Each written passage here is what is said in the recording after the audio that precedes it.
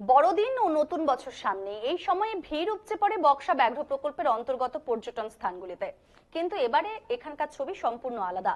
Buxa tiger রিজার্ভের resort homestay বন্ধের ওপর হাইকোর্টের স্টে অর্ডার উঠে যেতে ন্যাশনাল গ্রিন ট্রাইব্যুনালের আগের রায় কার্যকর হওয়ায় সিঁদুরে মেঘ দেখছেন এখানকার পর্যটন ব্যবসায়ীরা। আগামী 23শে ডিসেম্বর পর্যন্ত সমস্ত বুকিং বাতিল রয়েছে। অদ্ভুত এক অনিশ্চয়তার মধ্যে রয়েছেন পর্যটন ব্যবসায়ীরা। এদিকে পর্যটকরাও বুঝে উঠতে পারছেন না যে কি হবে আগামীতে। আপাতত 23শে ডিসেম্বরে হাইকোর্টে শুনানির দিকে তাকিয়ে থাকা ছাড়া উপায় নেই পর্যটক ও ব্যবসায়ীদের কাছে। এই এলাকায় 150টির মতো হোটেল, রিসোর্ট, হোমস্টে রয়েছে।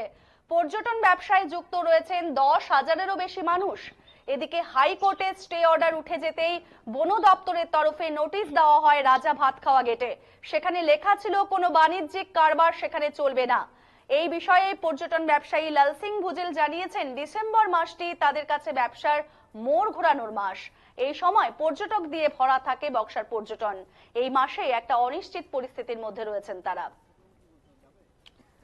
আবারও জানাবো যে সামনেই বড় দিন ও সাথে নতুন বছর। এই সময়ে ভিড় উপচে পড়ে স্বভাবতই বক্সা ব্যাঘ্র প্রকল্পের অন্তর্গত পর্যটন স্থানগুলিতে। কিন্তু এবারে এখানকার ছবি একেবারেই আলাদা। বক্সা টাইগার রিজার্ভের রিসোর্ট, হোমস্টে বন্ধের ওপর হাইকোর্টের স্টে অর্ডার উঠে যেতে ন্যাশনাল গ্রিন ট্রাইব্যুনালের আগের রায় কার্যকর হওয়ায় সিঁদুরে মেঘ দেখছেন এখানকার পর্যটন ব্যবসায়ীরা।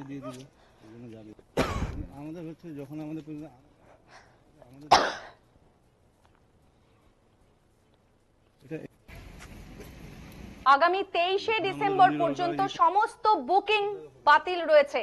23শে ডিসেম্বর পর্যন্ত সমস্ত বুকিং যেগুলো ছিল সেই বুকিংগুলি বাতিল রয়েছে। অদ্ভুত এক অনিশ্চয়তার মধ্যে রয়েছেন পর্যটন ব্যবসায়ীরা। এদিকে পর্যটকরাও বুঝে উঠতে পারছেন না যে কি হবে আগামীতে। আপাতত 23শে ডিসেম্বরে হাইকোর্টের শুনানির দিকেই তাকিয়ে থাকা ছাড়া আর কোনো উপায় নেই পর্যটক ও ব্যবসায়ীদের কাছে।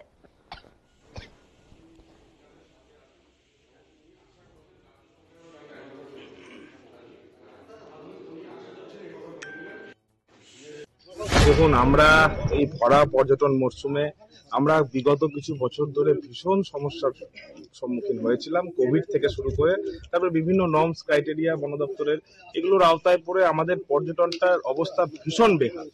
আমরা যখনই উঠে দাঁড়ানোর চেষ্টায় এখন আমরা একটু মুখ উঠিয়েছি, সেই সময় এই রকম একটা নোটিশ যা আমাদের পর্যটন মহলকে মানে ভিত নাড়িয়ে দিয়েছে। এবং পর্যটনের সাথে যুক্ত এই যে হাজার হাজার মানুষ, এত জনসংখ্যক মানুষ, তাদের সবার রুটি রোজগারে কিন্তু একটা আঘাত পড়েছে। তো এই এমন অবস্থায় আমরা আজকে একত্রিত হয়েছিলাম এখানে।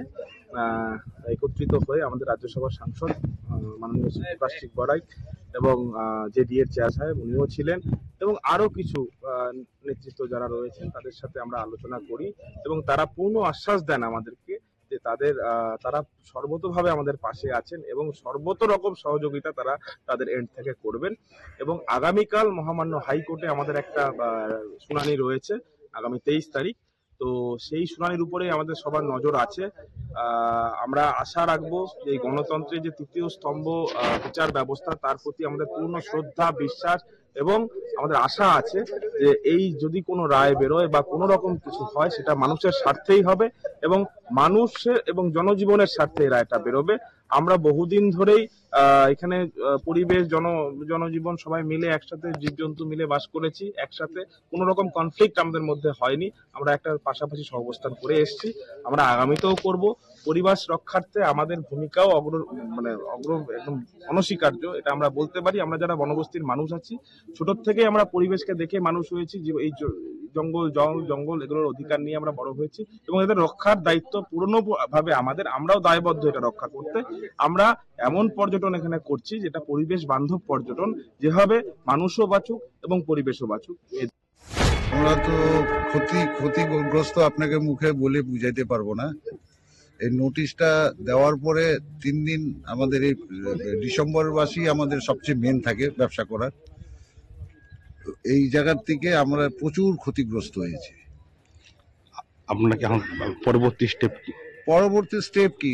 সরকার যেভাবে বা প্রশাসন যেভাবে প্রাকৃতিককে ভালোবাসতে বলে, প্রাকৃতিক মানুষকে অ্যাভয়েড করে কোনোদিনই প্রাকৃতিক সুষ্ঠু থাকবে না।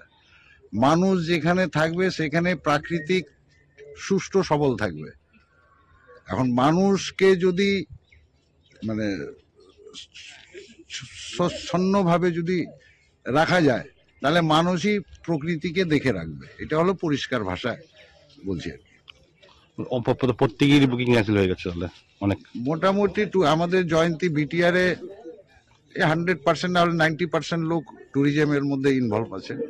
আর আমাদের জয়ন্তী বিটিআরে কিছু কিছু এই বক্সা, সান্তলাবাড়ি এগ্রিকালচার ছিল, এখন এগ্রিকালচারটাও করতে পারতেছে না এই হাতির বা ইসের জন্য, অসুবিধার জন্য।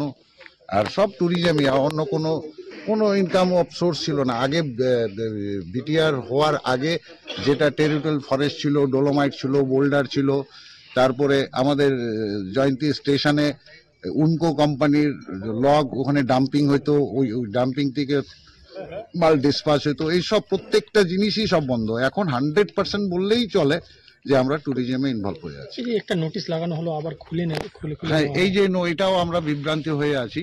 নোটিশটা ফট করে দিল আর ফট করে তুলে নিল। এখন গেটের থেকে নোটিশটা তুলে নিল, কিন্তু যাদের ব্যক্তিগতভাবে যে নোটিশগুলো দিয়েছিল ওইটা এখনো উইথড্র করেনি। জানি না এই নোটিশের ভিতরে কি আছে।